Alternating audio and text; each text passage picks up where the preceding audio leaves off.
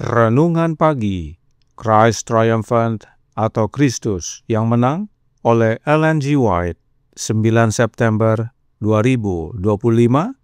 Mari kita berdoa. Bapa kami yang di sorga, Allah pencipta langit dan bumi, laut dan segala isinya, Allah yang maha besar, maha kuasa, sumber segalanya, yang kami sembah selalu melalui anak-Mu yang tunggal, Yesus Kristus. Terpujilah Yesus, anak Allah yang maha tinggi, yang adalah pencipta dan penebus kami. Pada pagi hari ini kami bersyukur boleh bangun dan berbakti, dan sebagaimana membaca dan mendengarkan nasihat firman-Mu, kiranya ini menjadi sukacita bagi kami semua, karena setan telah musnah oleh karena kematian Kristus. Beserta kami sepanjang perbaktian ini, kehendak-Mu yang jadi. Ampun kami akan dosa dan salah, karena kami berdoa hanya dalam nama Anak Allah yang tunggal, Yesus Kristus, yang adalah Tuhan dan Juru Selamat kami. Amin. Renungan hari ini akan dibacakan oleh Saudara Abraham Andiarto. Kepada Saudara Abraham, kami persilahkan. Terima kasih. Shalom, selamat pagi. Renungan pagi kita hari Selasa tanggal 9 September 2025 dengan judul Dengan kematiannya, Juru Selamat mengakhiri kuasa setan atas kita. Ayat tema diambil dari Kitab Yohanes pasal 14 ayat 30. Firman Tuhan, "Tidak banyak lagi aku berkata-kata dengan kamu, sebab penguasa dunia ini datang, dan ia tidak berkuasa sedikit pun atas diriku." Bacaan renungan. Panglima surga diserang oleh si penggoda. Ia tidak memiliki jalan yang jelas dan tanpa hambatan melalui dunia. Ia tidak dibiarkan bebas dan tanpa hambatan untuk memenangkan jiwa-jiwa manusia ke dalam kerajaannya melalui belas kasihan dan kasih setianya. Tidak ada manusia yang datang ke dunia dan luput dari kuasa si penipu. Seluruh kekuatan persengkongkolan kejahatan diarahkan ke jalannya untuk berperang melawannya, dan jika memungkinkan untuk mengalahkannya. Setan melihat gambar Allah dalam karakter dan pribadi Yesus Kristus. Ia tahu bahwa jika Kristus melaksanakan rencananya, otoritas setannya akan berakhir. Oleh karena itu, kehidupan Kristus merupakan peperangan abadi melawan agen-agen setan. Konflik semakin sengit dan ganas karena berulang kali mangsa direbut dari tangannya. Tepat sebelum penyalibannya, Sang Juru Selamat berkata, "Penguasa dunia ini datang, dan ia tidak berkuasa sedikit pun atas diriku."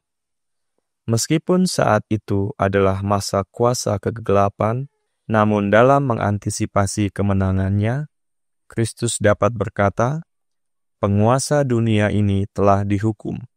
Sekarang berlangsung penghakiman atas dunia ini. Sekarang juga penguasa dunia ini akan dilemparkan keluar."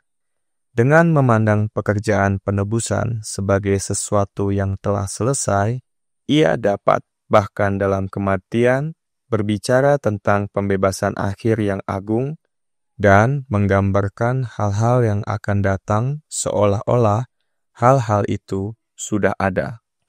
Anak tunggal Allah yang tak terbatas dapat dengan sukses melaksanakan rencana agung yang memastikan keselamatan umat manusia. Kondisi dunia sebelum kedatangan Kristus yang pertama merupakan gambaran kondisi dunia sebelum kedatangannya yang kedua. Kejahatan yang sama akan tetap ada. Setan menunjukkan kuasa tipu daya yang sama atas pikiran manusia. Ia sedang mengamankan pasukan manusianya untuk terlibat dalam pertentangan terakhir melawan Sang Raja kehidupan, untuk menggulingkan hukum Allah yang merupakan fondasi tahtanya. Setan akan bekerja dengan mujizat-mujizat untuk meneguhkan keyakinan orang-orang bahwa ia adalah apa yang ia nyatakan, penguasa dunia ini, dan bahwa kemenangan adalah miliknya. Ia akan mengarahkan pasukannya melawan mereka yang setia kepada Allah. Tetapi, meskipun ia dapat menyebabkan kesakitan, tekanan, dan penderitaan manusia, ia tidak dapat menajiskan jiwa. Umat Allah di akhir zaman ini harus siap untuk memasuki inti konflik, karena firman nubuatan berkata, "Maka marahlah naga itu kepada perempuan itu, lalu pergi memerangi keturunannya yang lain, yang menuruti hukum-hukum Allah dan memiliki kesaksian Yesus."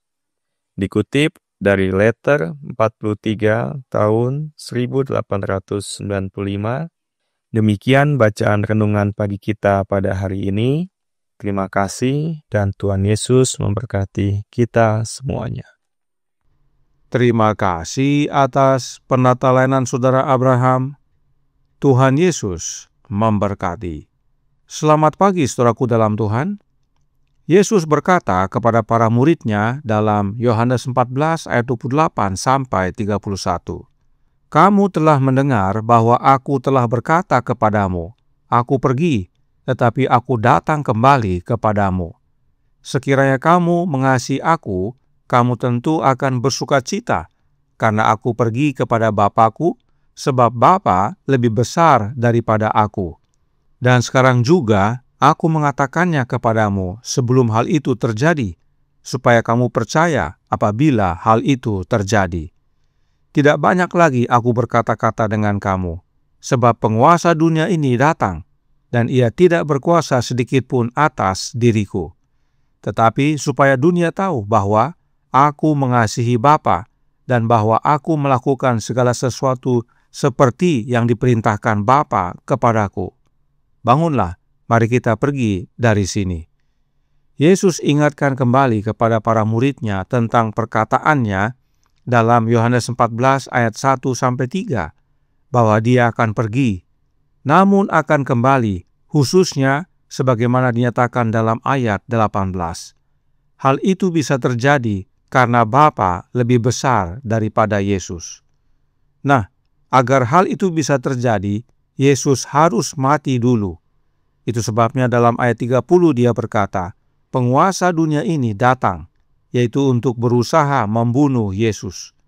Namun, meski setan tidak berkuasa sedikitpun atas diri Yesus, tetapi oleh karena kasih-Nya Yesus kepada Bapanya, Yesus menuruti perintah Bapanya, yaitu untuk mati gantikan kita. Perhatikan pergumulan Yesus untuk mati. Yohanes 12 ayat 27 berkata, "Sekarang jiwaku terharu Dan apakah yang akan kukatakan? Bapa, selamatkanlah aku dari saat ini.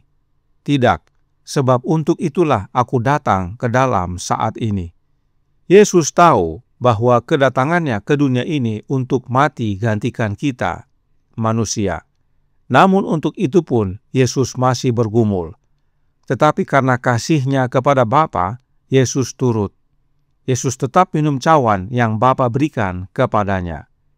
Nah, mengapa Yesus bisa berkata bahwa penguasa dunia ini tidak berkuasa sedikit pun atas dirinya? Manuskrip 44 tahun 1897 paragraf 16 berkata, "Waktunya telah tiba bagi upaya terakhir setan untuk mengalahkan Kristus. Namun Kristus menyatakan, Ia, yaitu setan, tidak berkuasa sedikit pun atas diriku. Tidak ada dosa yang dapat membawaku ke dalam kuasanya. Ia tidak dapat menemukan apapun di dalam diriku yang dapat menanggapi saran-saran setannya.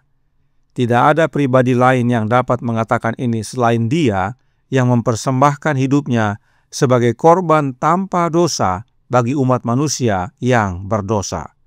Setan tidak berkuasa atas manusia Kristus Yesus, sebab Yesus satu-satunya manusia yang tidak berdosa." Itu sebabnya renungan hari ini berkata dalam Christ Triumphant, halaman 259 paragraf 3. Setan melihat gambar Allah dalam karakter dan pribadi Yesus Kristus. Ia, yaitu setan, tahu bahwa jika Kristus melaksanakan rencananya, otoritas setannya akan berakhir. Setan sadar jika rencana penebusan dilaksanakan, maka setan dijamin kalah dan musnah. Oleh karena itu, setan menggoda Yesus, supaya Yesus jatuh dalam dosa dan gagal dalam rencana penebusan. Puji Tuhan, Yesus menang atas godaan setan dan akhirnya melaksanakan kehendak Allah untuk minum cawan yang Bapa berikan. Itu sebabnya saat tergantung di kayu salib, Yesus berkata dalam Yohanes 19 ayat 30, "Sesudah Yesus meminum anggur asam itu, berkatalah Ia, 'Sudah selesai.' Lalu Ia menundukkan kepalanya dan menyerahkan nyawanya." Apa yang terjadi saat Yesus mati? Matius 27 ayat 51 sampai 53.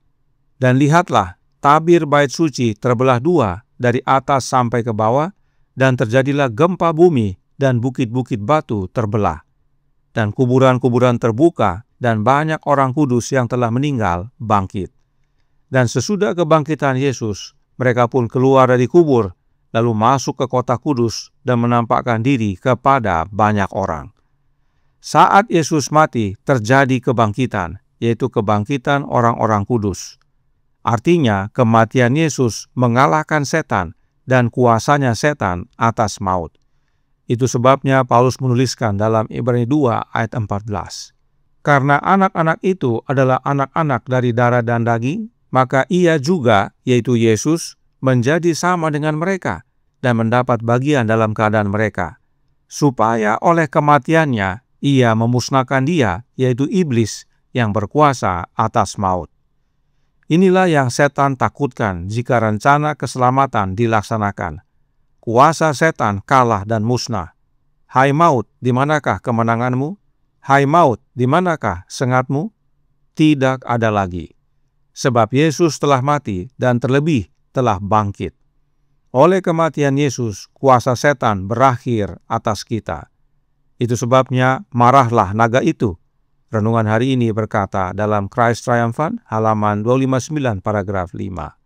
Setan akan bekerja dengan mujizat-mujizat untuk meneguhkan keyakinan orang-orang bahwa ia adalah apa yang ia nyatakan, penguasa dunia ini, dan bahwa kemenangan adalah miliknya. Ia akan mengarahkan pasukannya melawan mereka yang setia kepada Allah. Tetapi meskipun ia dapat menyebabkan kesakitan, tekanan, dan penderitaan manusia, ia tidak dapat menajiskan jiwa.